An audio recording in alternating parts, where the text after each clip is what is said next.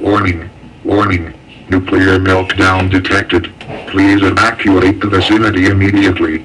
Warning, warning. 1 a.m. on the 26th of April, 1986, 8 kilometers northwest of the city of Chernobyl lies the Chernobyl Nuclear Power Station, which is minutes away from having a total nuclear meltdown.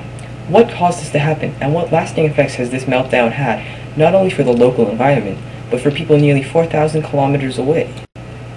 in the shadows of Chernobyl. So what went wrong? On April 26, 1986, reactor number 4 suffered from a criticality accident, which means that an accidental nuclear fission occurred. This caused an explosion which sent radioactive particles, called nuclear fallout, all across Europe and even some of eastern North America, as well as exposing the superheated reactor core, containing combustible graphite, to atmospheric oxygen. This caused further explosions, which sent more radioactive particles all across the world. During this one day, the radioactive equivalent of 100 nuclear bombs was released. Over the course of 20 years. The Chernobyl accident resulted in radioactive contamination of 18,000 kilometers squared of agricultural land. 2,640 kilometers squared of this area can no longer be farmed. In Ukraine, the forest was particularly affected. 35,000 kilometers squared of forested areas, or 40% of the total, were contaminated. In the forests, the conifers and broadleaves absorb the radiation like a filter, and the fallout was initially concentrated here.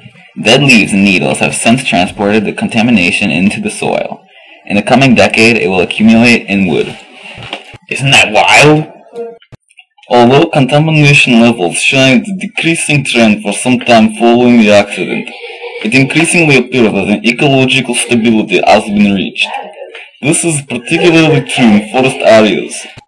The decrease now seems to be following the decay period for cesium-137, which has a 30-year half-life. Should this trend continue, measurable contamination would be present in these areas for approximately 10 half-lives, 300 years.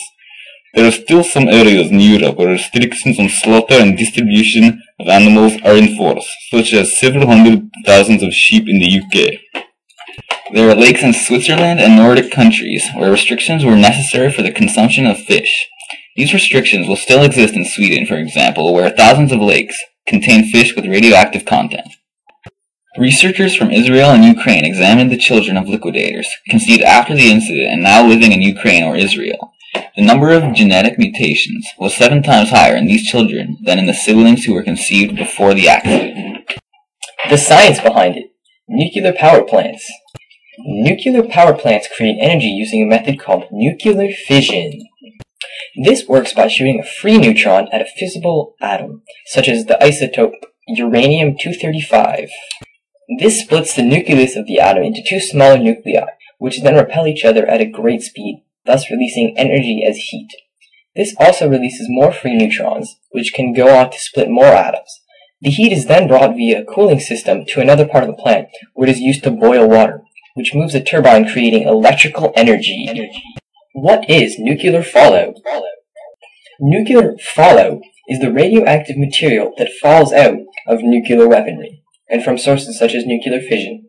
In the case of Chernobyl, the fallout was the plutonium used as a source for the nuclear fission, as well as the radioisotopes that come from splitting up plutonium, strontium-90 and iodine-129.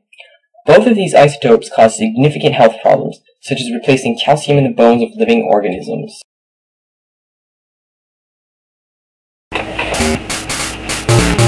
Now this is a story all about how the Chernobyl nuclear power plant went kapow. I'd like to take a minute just to sit right there and tell you how I became the mutant of a town called Bel Air.